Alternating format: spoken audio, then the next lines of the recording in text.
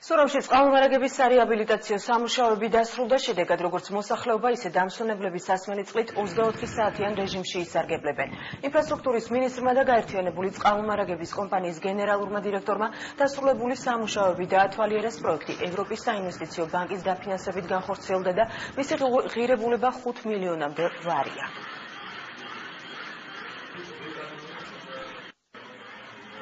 დაბას სურამში წყალმომარაგების სისტემის რეაბილიტაცია პროექტის შედეგად დაახლოებით 2200 ოჯახს სრულად მიეწოდება 24 საათიან რეჟიმში სუფთა წყალი. აქედან დაახლოებით 1000 ოჯახს პროექტის განხორციელებამდე საერთოდ არ მიეწოდებოდა წყალი. დარჩენილია რამოდენიმე რთული უბანი, სადაც დაახლოებით 210 ოჯახი არის, რომელთანაც დაკავშირებით მიმდინარეობს საპროექტო სამუშაოები და საპროექტო სამუშაოების დასრულების შემდეგ უკვე დავიწყებთ ამ უბნების წყალმომარაგებით მიწოდების პროექტის განხორციელებას. პროექტი განახორციელებს საქართველოს გაერთიანებული წყალმომარაგების კომპანიამ და საქართველოს მუნიციპალური განვითარების პროექტის ღირებულება მილიონამდე.